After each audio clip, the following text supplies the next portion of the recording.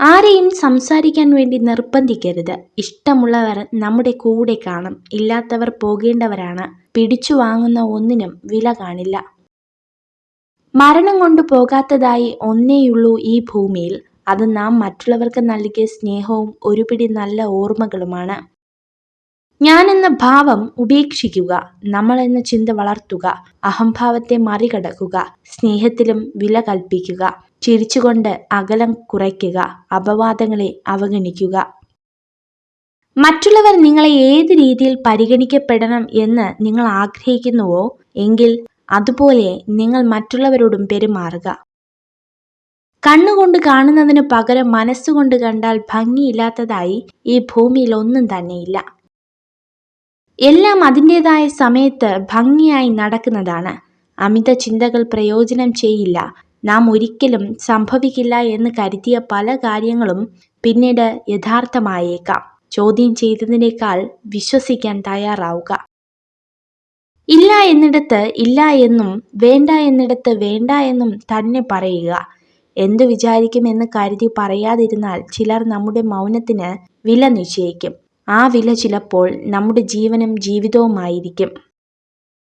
അവസരം, ആവശ്യകത, കഴിവ്, സമയം ഇവ കൂടെയുള്ളപ്പോൾ പ്രവർത്തിക്കുക. ഒരു നിമിഷം പോലും വൈകരുത്. നഷ്ടമായവ തിരിച്ചു കിട്ടില്ല. പ്രതീക്ഷിക്കുന്നതെല്ലാം സംഭവിക്കണമെന്നില്ല. എന്തെങ്കിലും നല്ലത് ചെയ്യുക, നന്മയിൽ ജീവിക്കുക. അപ്പോൾ ജീവിതം മനോഹരമാകും. ജീവിതം വളരെ ചെറുതാണ്. നിങ്ങളുടെ മനസ്സിൻ്റെ മുറിവുകൾക്കുള്ള മരുന്ന് സ്നേഹവും ക്ഷമയുമാണ്.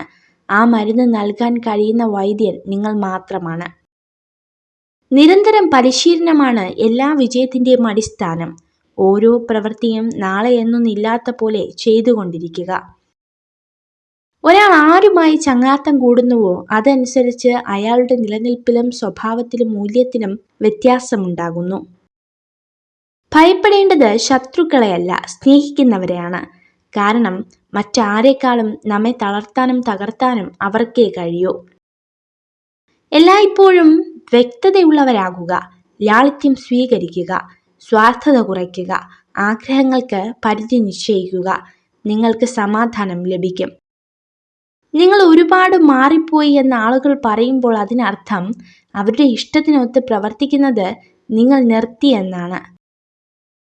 നിങ്ങളെ രഹസ്യമായി സ്നേഹിക്കുന്ന സ്ത്രീ നിങ്ങളെ അവഗണിക്കുന്ന പോലെ പെരുമാറും, എങ്കിലും നിങ്ങളെ ഒറ്റപ്പെടുത്തില്ല.